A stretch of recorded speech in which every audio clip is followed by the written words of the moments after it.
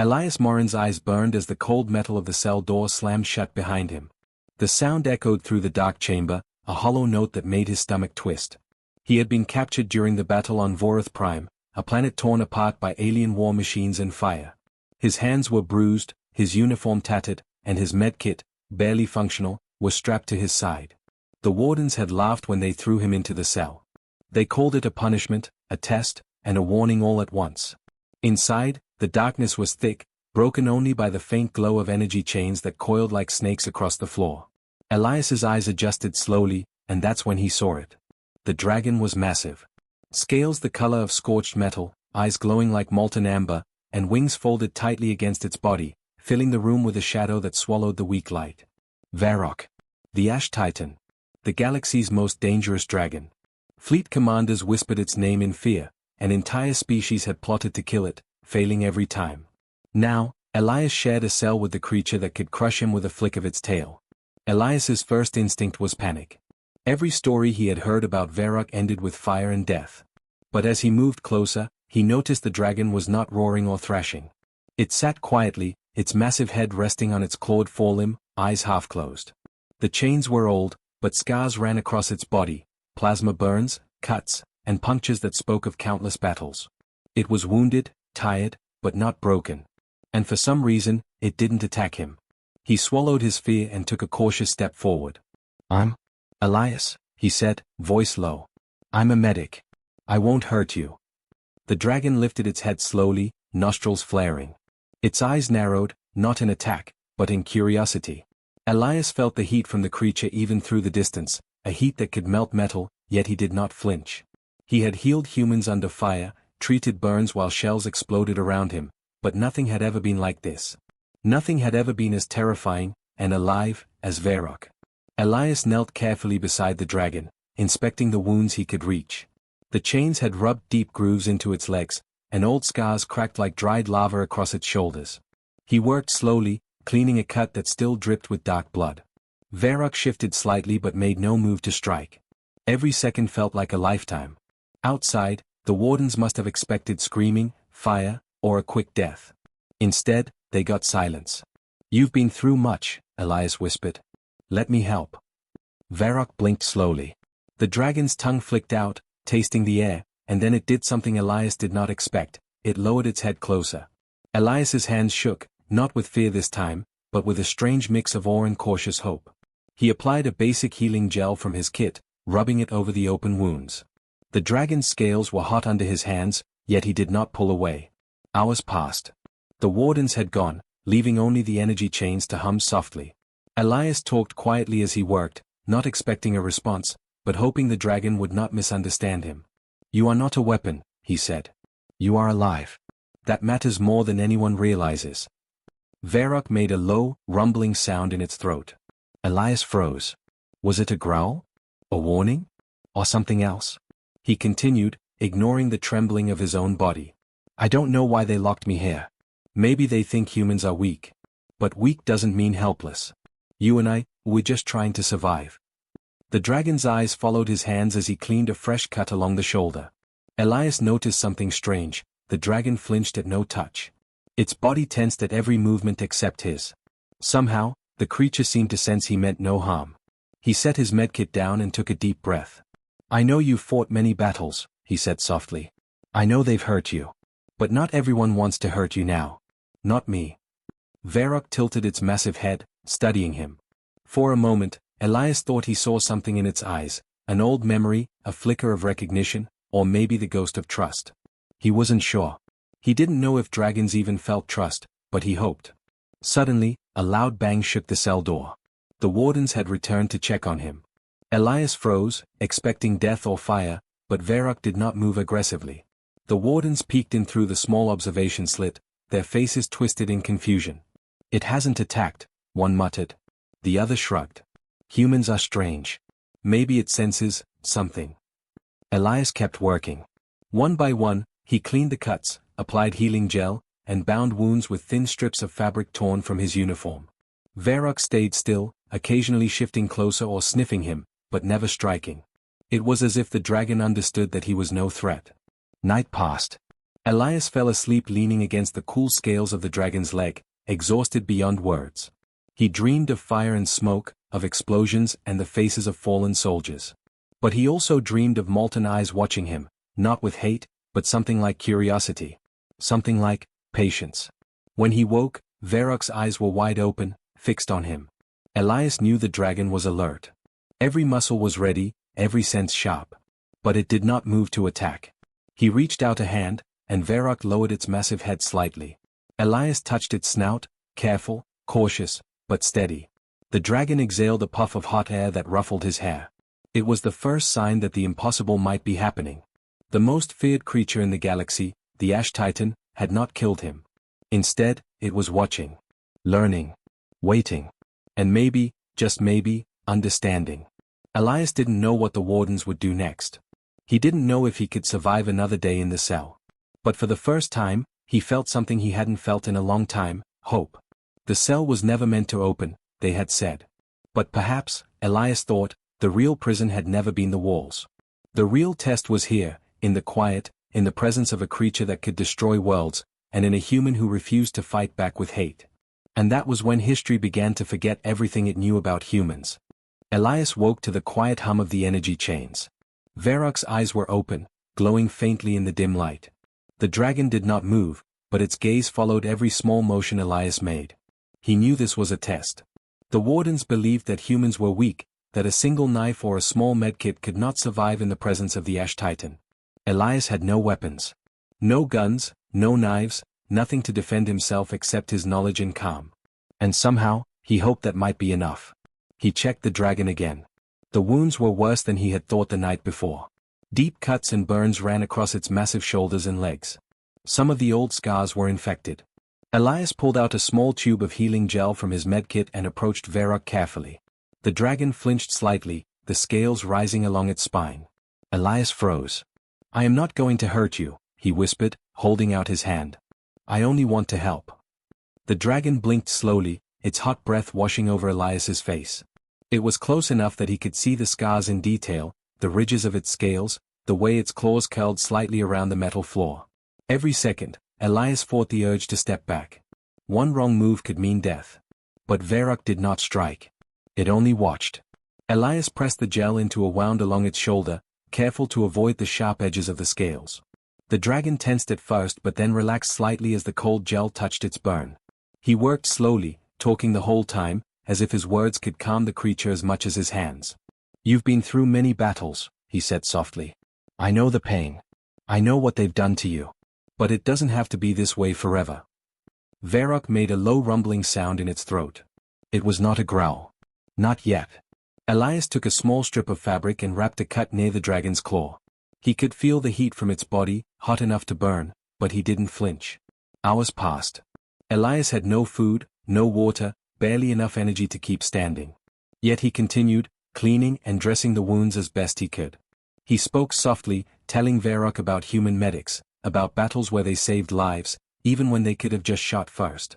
He told stories of courage and patience, of people who risked everything for someone else. Varroc listened. Elias could see it in the dragon's eyes, those molten eyes that had seen entire fleets destroyed. It listened. When the wardens checked the cell later, they were baffled. Varroc was not thrashing or roaring. Elias was kneeling beside it, hands busy with bandages, and the dragon was calm, almost obedient. The wardens whispered among themselves, shaking their heads. "Why isn't it attacking?" one asked. "Humans are strange," the other muttered. "It must sense something." Elias ignored them. He focused on the dragon. He had learned something important the night before. Fear would not save him. Weapons would not save him. Only patience, care, and understanding might. He kept working through the day. Small gestures, gentle touches, quiet words. Varroc allowed it. Slowly, the dragon shifted, curling one massive wing closer to Elias, not in threat but in tolerance. Elias cleaned a particularly deep burn and held his hand against it. The dragon did not pull away. By evening, Varroc was breathing more evenly. Its muscles were no longer tight with suspicion, and the rumbling in its throat had changed. It was softer, lower, more like a hum than a growl. Elias knew he was making progress. The dragon had not attacked, and it might not attack at all. "You are stronger than they think," he said softly. stronger than anyone knows. Varrock tilted its head, watching him carefully. Elias realized the dragon was learning from him, just as much as he was learning from it. The Ash Titan had been called dangerous, uncontrollable, a weapon of destruction. Yet here it was, calm in the presence of a single human who carried no weapon, who offered nothing but care. Elias paused to rest. He leaned against the dragon's side, feeling the heat and the weight of its massive body. Sleep was coming, but he stayed awake, listening to the faint hum of the energy chains and the slow, steady breathing of the creature beside him. For the first time, he thought about what could happen next. The wardens would not leave them alone forever. They expected a fight. They expected screams and death. But Elias had something they did not understand, a choice. He could fight with hatred or he could fight with trust. And he had chosen trust. Varrock made another low rumble. Elias reached out his hand, resting it on the dragon's snout. The creature did not pull back. It only watched him, as if deciding whether to trust him. Elias held his hand steady. He did not flinch, he did not shout, he did not threaten. He only stayed there, human and small, against the shadow of a creature that could crush him instantly. The wardens came back one last time that night. They expected a show of violence, but there was none. Elias was kneeling, medkit open, tending the dragon. Varrock was calm, even still. The wardens looked at each other, confused, unable to understand. And Elias realized something very important. Strength was not always about weapons. Strength was about courage, patience, and the willingness to face fear without turning it into anger. He had no guns, no knives, no armor that could save him against the Ash Titan. Yet he had survived, simply by being human. As he drifted off to sleep beside the dragon, he whispered, "Tomorrow, we survive together. Not as enemies, but as two who are still alive." Varrock shifted slightly, a subtle gesture, almost like a nod. Elias did not know if the dragon understood him, but it had not attacked. That was enough for now. That small spark of trust, born in a cell that should have been his grave, was enough to begin something the galaxy had never seen before. And in the silence of the night, surrounded by metal walls and glowing chains, the Ash Titan and the human medic slept, each wary, each cautious, each aware that history was watching them in the smallest of ways. Elias awoke to the faint hum of the energy chains. Varrock was still lying across the floor, eyes half closed, watching him. The dragon had moved closer overnight, curling its massive tail around the edge of the cell, as if it had claimed some small part of the space as safe. Elias rubbed his tired eyes, stretched, and checked his supplies. The small medkit was almost empty, but he could manage. He had learned that working carefully, using patience and focus, mattered more than having all the tools in the world. Varrock shifted slightly, letting out a low rumble that sounded almost like a sigh. Elias paused and looked into its glowing eyes. They were softer now, less fiery than before.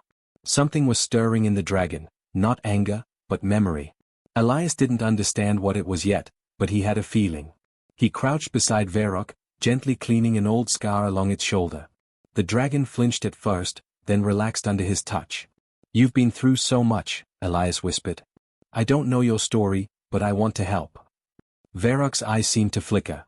For a moment, it looked distant, as if it were remembering something long ago. Elias waited, speaking softly. "I've seen battles too. I've seen friends fall. I've seen people do terrible things. But even after all that, I keep going. Because someone has to care." The dragon's head lifted slightly, and Elias noticed the movement in its massive jaws. He thought he heard a sound like a whisper, almost human, carried in the low rumble of the throat.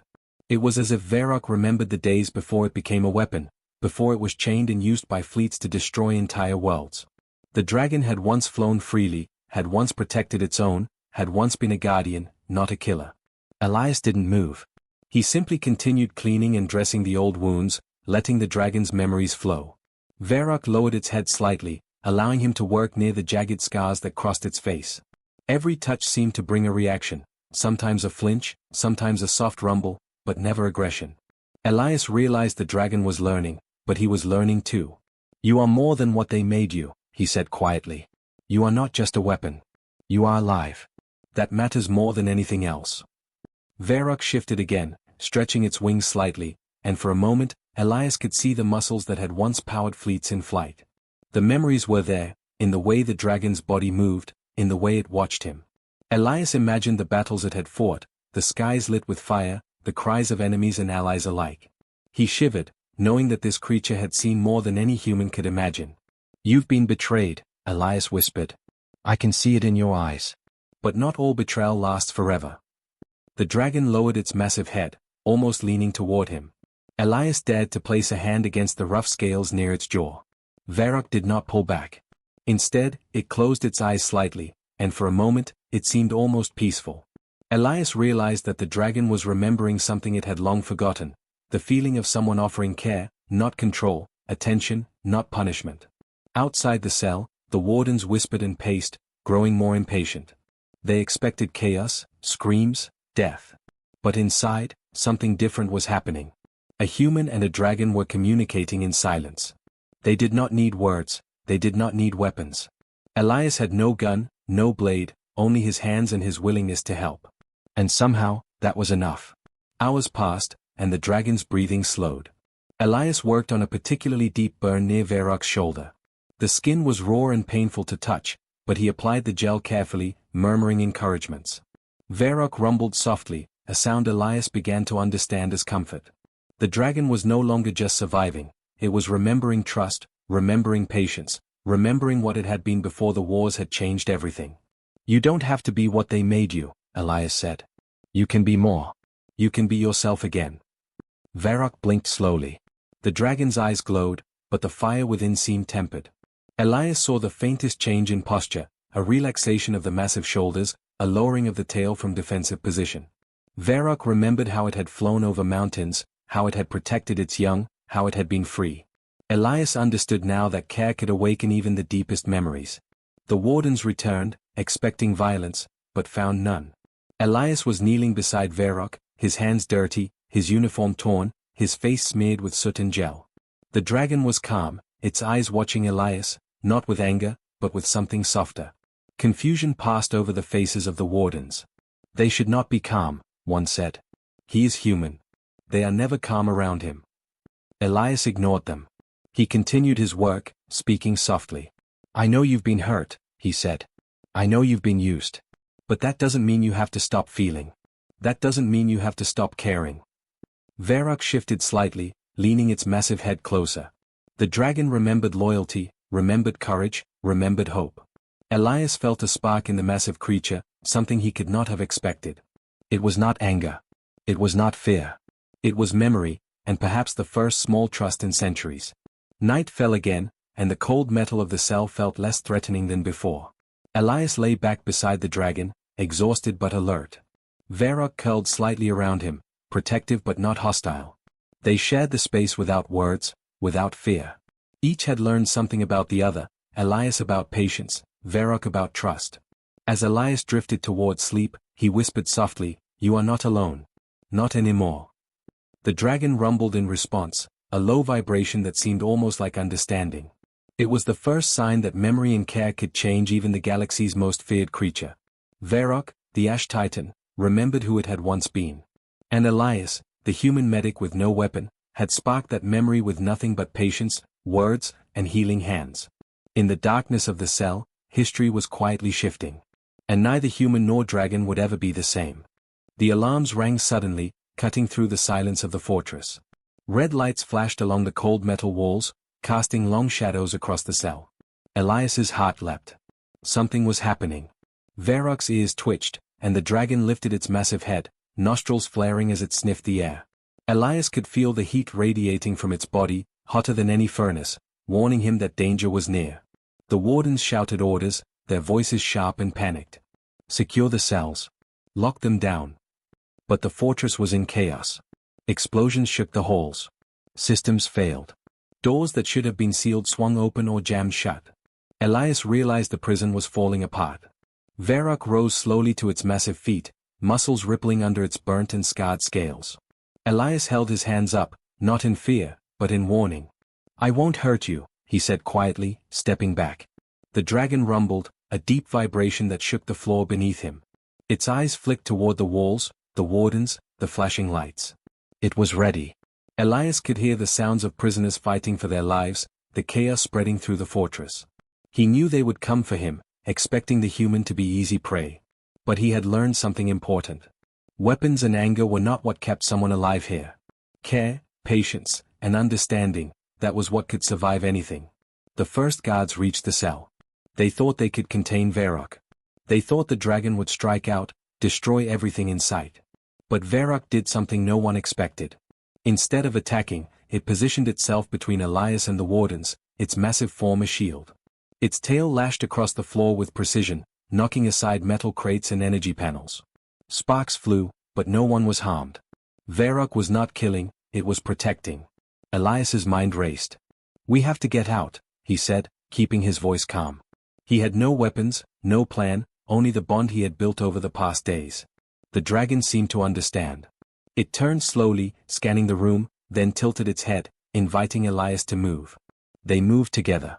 Elias crawled under the dragon's massive claw as Varrock guided him toward the exit.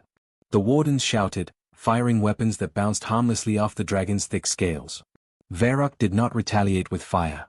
Elias had taught it patience, and now that patience became strength. It used only its size and movement to block attacks and clear the path. The corridors beyond were in chaos. Energy doors flickered on and off. Explosions tore through walls. Prisoners ran for their lives. Some screamed, some fell. But Elias and Varrock moved steadily, a strange pair amid the panic. One small human, one massive dragon, surviving because of trust. At a junction, two guards tried to block them. Elias froze for a heartbeat, expecting the dragon to strike. But Varrock did not attack. It stepped forward, pressing its massive chest against the wall, giving Elias room to slip past. The dragon's claws scraped the metal, leaving deep gouges, but no one was harmed. Varrock was not a weapon of rage, it was a weapon of choice. Elias reached a control panel, the kind that could open the main gate. He worked quickly, fingers flying over the buttons. Sparks flew, alarms blared, but Varrock stayed close, protecting him with its massive body. Finally, the gates began to rise. The exit opened to the outside world, where the cold night air blew over the fortress.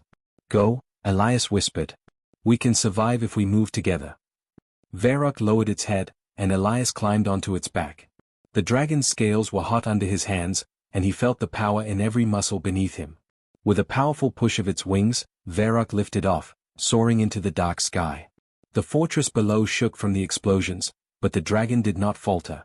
Elias held on tightly, feeling the wind whip through his hair, and realized he was alive because he had chosen trust over fear. Below, the wardens could only watch in horror. Their most dangerous creature, the Ash Titan, had not destroyed the prison.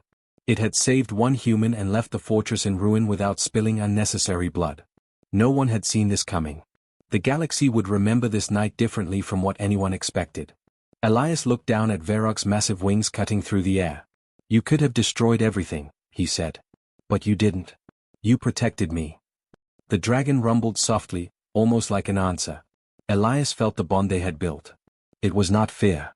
It was not control. It was understanding. Varrock had remembered what it meant to protect, to trust, to survive without killing. And Elias had reminded it of something it had forgotten for centuries. As they flew over the ruins of the fortress, Elias thought about what this meant for the galaxy. A human, unarmed, had survived where fleets and armies had failed. The dragon, the most feared creature in history, had chosen not to kill. Together, they had changed the course of one small part of the universe, and perhaps more would follow. The fortress below went silent. The alarms faded. The wardens were scattered, broken, and confused. The cell that was never meant to open had produced something no one could control, a dragon that understood mercy, and a human who had survived because he refused to carry a weapon. Night stretched over the ruins, and Elias and Varrock disappeared into the stars. The human leaned against the dragon's warm scales, exhausted but alive. He whispered softly, "We made it, together." Varrock rumbled in agreement. The dragon's memory of pain and betrayal had not vanished, but it had shifted. It remembered care, trust, and survival in a way it had not for centuries. Elias had shown it another path, and now, for the first time in a long time, Varrock chose that path. The galaxy would never forget the day the prison fell silent. The wardens would speak of it in fear and confusion. Others would tell the story of a human who survived the Ash Titan, unarmed, and of a dragon who did not destroy when it could. History had been rewritten, quietly, in the dark, under the stars, with a single human and the galaxy's most dangerous dragon. And as they flew into the unknown, Elias knew that what they had survived together was more than escape. It was the beginning of something new. A bond that could change not just them, but the entire galaxy. The galaxy watched in silence. News traveled fast, carried by messages, starships, and whispers through every system. A human had survived the Ash Titan, the galaxy's most dangerous dragon, and had not only survived but had earned its trust. The fortress on Vorath Prime had fallen, but it was not the only thing destroyed. The story destroyed centuries of fear about humans. Elias Morin had returned to the surface with Varrock, landing quietly on a barren plateau far from the wrecked prison. The night was calm, the stars bright, and for the first time in days, Elias felt safe. He stepped down from the dragon's back, brushing dust from his uniform, and looked up at Varrock. The dragon's massive eyes reflected the stars, and for the first time, Elias felt that he was not facing a weapon or a predator, but a living being that could choose. "You are free now," he whispered, reaching out to touch the dragon's snout. Varrock leaned in, a gentle rumble vibrating through its body. Elias smiled, realizing that their bond had grown stronger than any chains, any weapon, or any threat. They had survived together. They had changed something. Word spread quickly. Fleets that had feared Varrock now hesitated. The Ash Titan, they said, had always been untouchable, unstoppable. Yet here was proof that a single human, unarmed, had survived and tamed what others could not.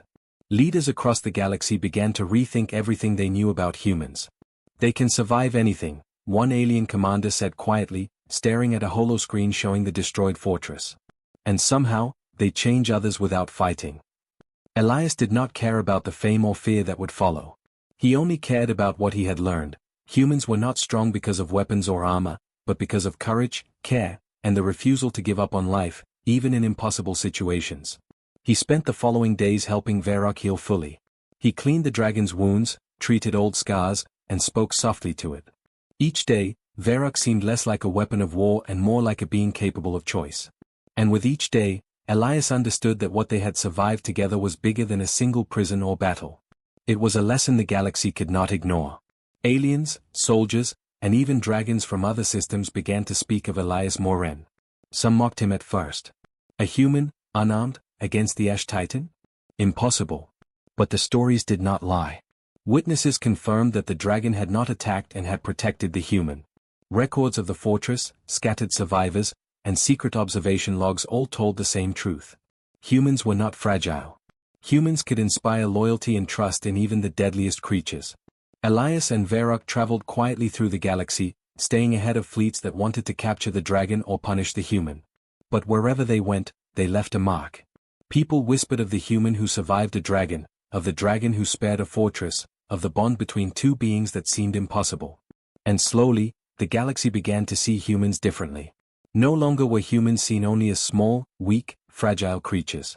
They were seen as unpredictable, courageous, and capable of things no one expected.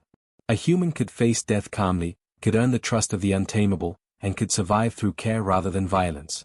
And that scared some leaders more than fleets or weapons ever could. Varrock became Elias's companion, a guardian and a friend. The dragon no longer carried fear, only patience and memory. Elias had taught it what humans could offer: hope, healing, and understanding. And Varrock's choice to follow him without fear, without destruction, proved a point the galaxy could not ignore. One day, when they landed on a neutral planet to rest, other dragons approached cautiously. They had heard of Varrock's survival and the human who had changed him. They circled the pair, wary and curious. Elias spoke softly, showing no fear. Varrock stood beside him, massive and calm, a living example of what humans could inspire. The dragons eventually stepped closer, some lowering their heads as if recognizing a bond. Elias realized then that his actions had begun to teach not only aliens but dragons as well. Messages from across the galaxy arrived. Some were warnings, some were questions, and some were all-filled accounts. A human, unarmed, could change the course of history, not with armies, but with courage and care. Stories of the fortress, Varrock, and Elias spread through fleets, colonies, and schools. Young humans learned of what one person could do, and even alien children whispered the story of the human who tamed the Ash Titan without a weapon. Elias did not seek recognition. He only wanted to survive and help Varrock heal. Yet the galaxy could not ignore what had happened.